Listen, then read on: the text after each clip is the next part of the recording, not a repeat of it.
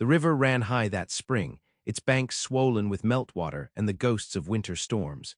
Trees leaned in close, their roots clutching the earth like old hands gripping the edge of a story half told. Above, the sky was smeared with smoke-colored clouds, holding back the sun as if afraid of what its warmth might awaken. He rode along the ridgeline with a hunter's quiet, rein slack in his hand, rifle resting across his saddle. His name was Elias Cordell, a man of few words and fewer ties, the kind whose presence felt like the hush before thunder.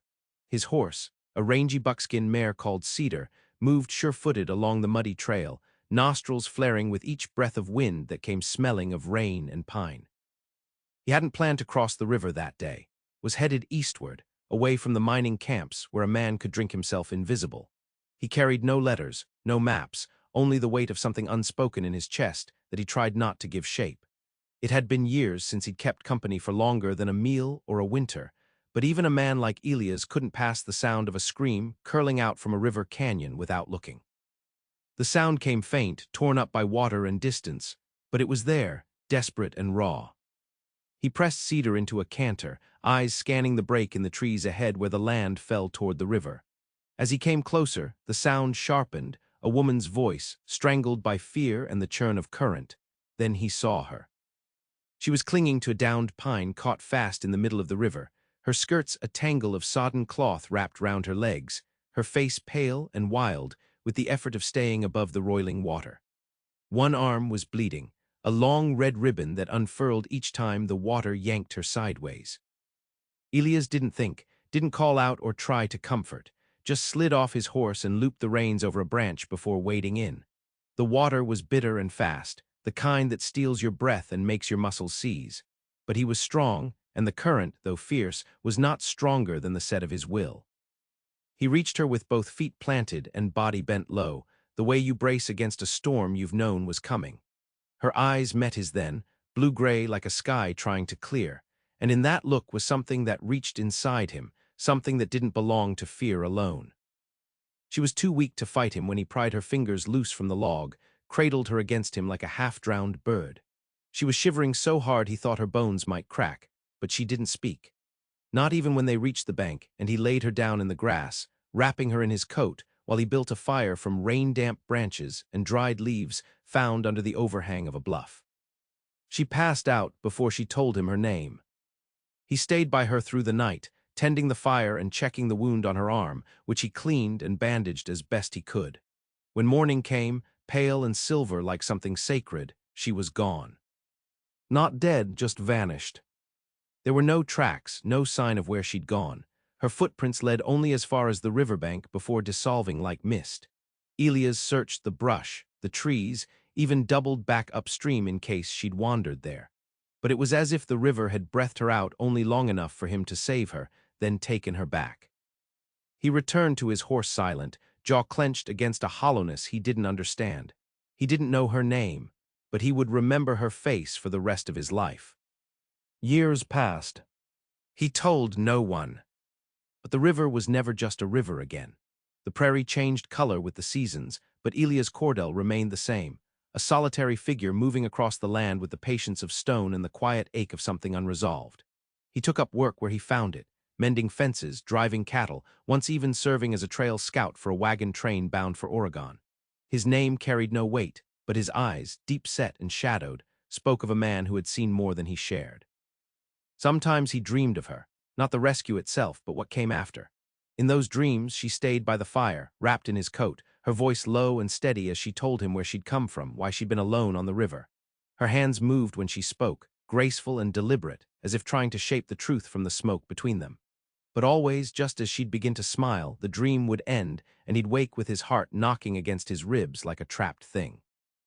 In late autumn of his 4th year riding southward, he found himself in a town called Morrow Creek, a smudge of buildings pressed against the base of the Bluewood Range. The town was quiet, save for the saloon and the church, which both offered salvation of different kinds. He stayed on because the weather turned mean early, and the livery owner, an old German named Ansel, needed help patching the roof and breaking in 2 young Mustangs. It was the kind of work that kept a man's hands too busy to brood. But memory has a way of threading through even the hardest labor. One morning, after a bitter frost had turned the grass to glass and the sky to pewter, Elias was walking back from the general store with a sack of nails and a coil of hemp rope slung over his shoulder. The town was still and muffled, as if waiting for snow. He saw her then. Not on the riverbank, not in his sleep, but real and moving across the porch of the schoolhouse on the far end of the road. Her hair was darker now, braided and coiled beneath a gray wool bonnet, and she moved with a care that spoke of injury healed but not forgotten. In her arms, she carried a stack of books, one of which slipped from her grasp and fell to the boards with a soft thud.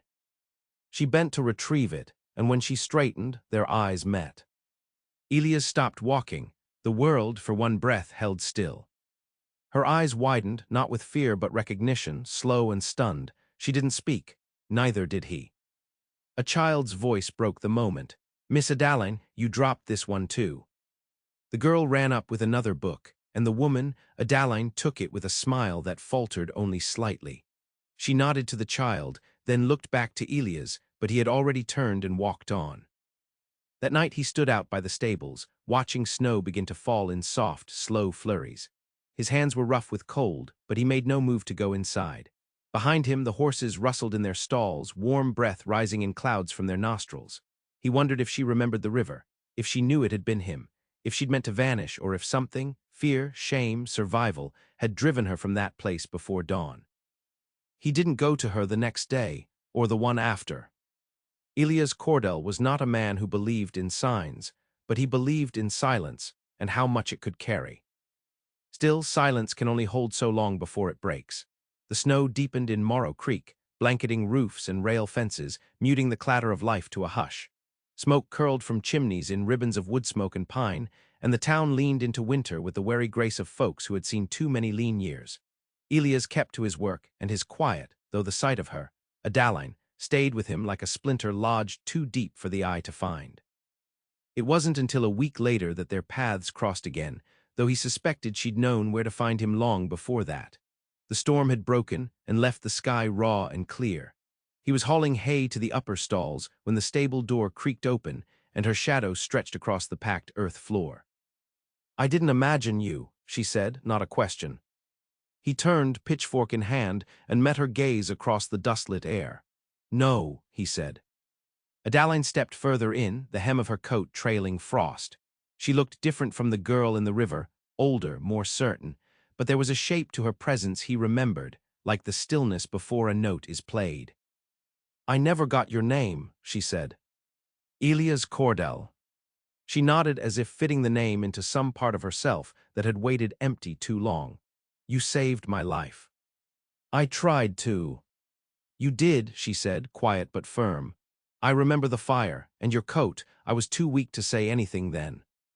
He set the pitchfork aside and leaned against the stall gate. "You disappeared before morning." "I had to," her voice caught. "There were men after me. I thought if they found me still and you near, they'd kill us both." He waited, let the silence between them draw long and low. "I was running from a man I was meant to marry," she said finally. "He wasn't kind. My father, he arranged it, thinking it would save our land, but it was like being bartered away. I tried to cross the river to reach my aunt's place. The current was stronger than I thought." "And afterward?" he asked. "I stayed hidden, took work where I could, learned to teach, changed my name." She looked down at her gloved hands. "I never stopped thinking of that night." A draft blew through the stable, stirring the straw. Elias watched her, the way she stood with both feet planted like someone done running. "I thought you were dead," he said, "or that I'd dreamed you up from something I'd lost."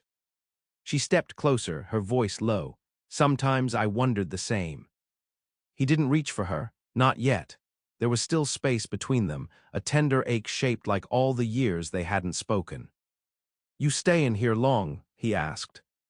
She looked around, taking in the stables, the snow-blanketed ridge beyond. "The children need me. It's a good town, feels quieter than most." Elias gave a slow nod. "Then maybe I'll stay a while longer too."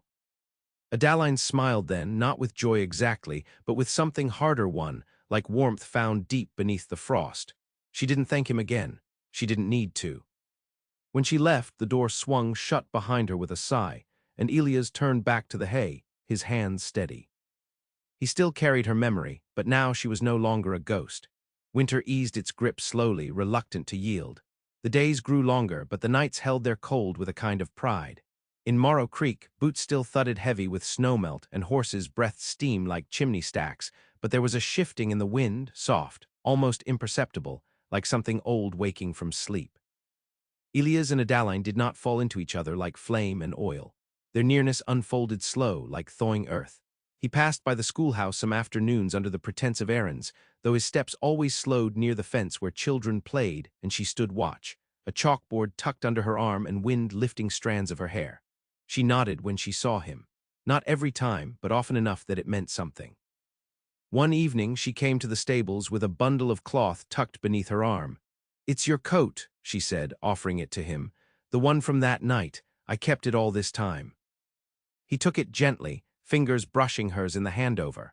The wool was mended at the shoulder where her blood had soaked through, the stitches small and even. "You sewed it up," he said.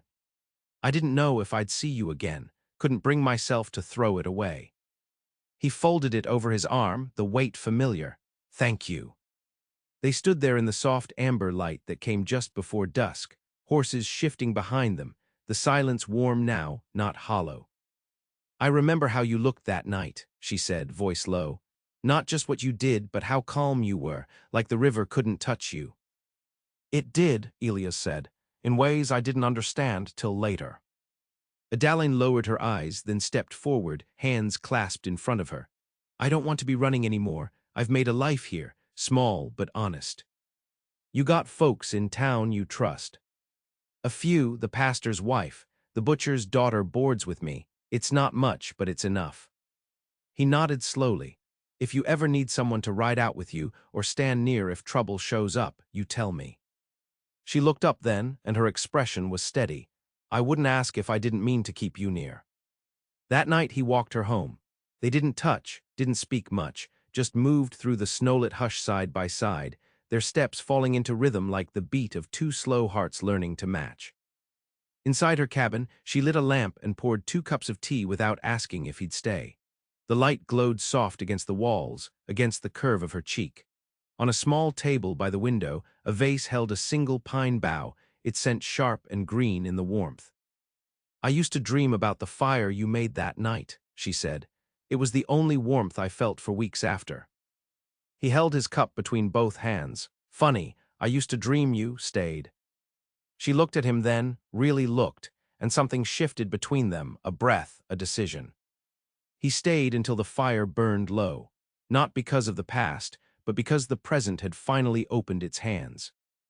He left with the promise of another evening, and she watched him go with her hand pressed lightly to the windowpane.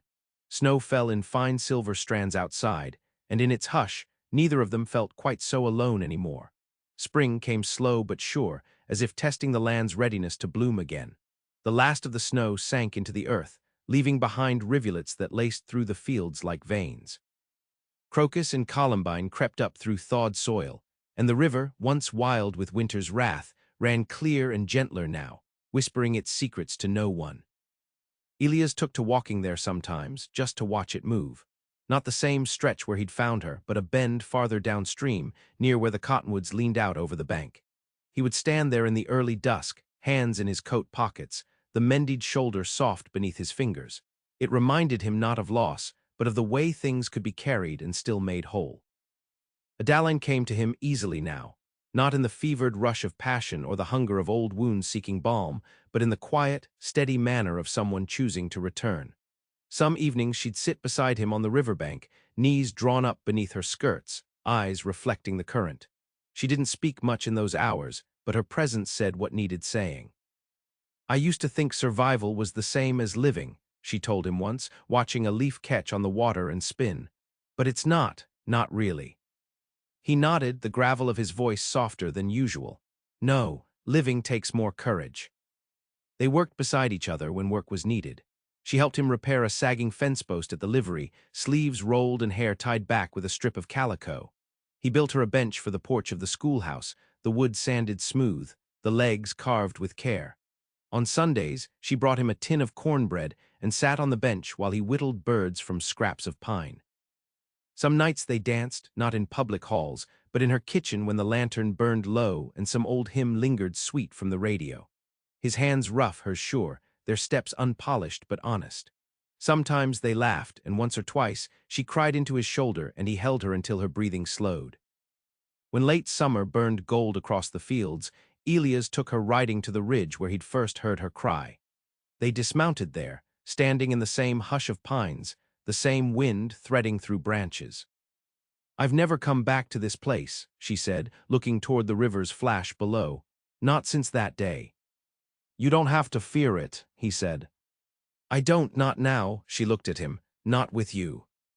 He reached for her hand, not suddenly, but the way the sun reaches across the hills at first light. She took it without hesitation, and together they stood in the stillness.